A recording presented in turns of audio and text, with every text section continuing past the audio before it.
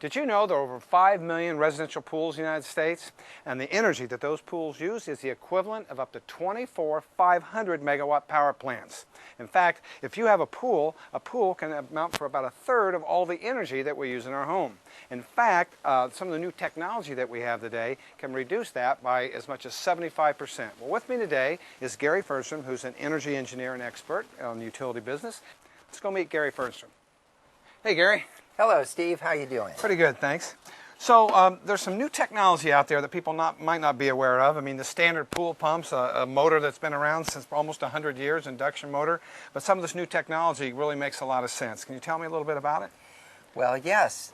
The new technology uses a variable speed pump and motor to reduce the flow of water, thereby dramatically reducing the power required to pump that water and the energy required to run the pump. Now, most people run their pools for 6 to 8 hours a day. Basically, these single-speed motors just push a bunch of water through the pipes. But the lower flow motors work because they send the water through the pipe at a lower speed, and there's less resistance to the flow of water. So the power and energy needed to push that water through the pipes is dramatically less. So by doing this, people can realize a savings of 75% on their pool electric energy use. So instead of going 6 hours a day, we might run it 12 hours a day, but at dramatically less cost. And in giving you that 75% savings, I've taken into account the fact that you need to run the pump for a longer time. So it's counterintuitive. Most people would think longer time, more electric energy. Not so.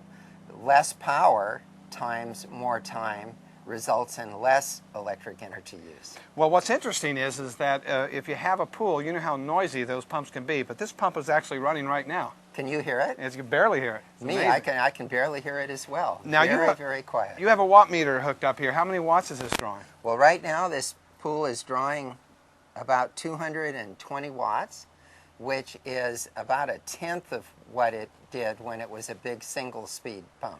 Now, the owner of this pool was drawing a lot more than that, almost 2,000, right? That's right. So 200 is about a tenth of 2,000. Okay, so how about rebates? I understand a lot of utilities are offering rebates and incentives for many utilities have rebates that run from $50 to $200 for installing variable speed pumps, and that's an important way to improve the payback even more by utilizing available utility rebates. Thanks, Gary. Great information.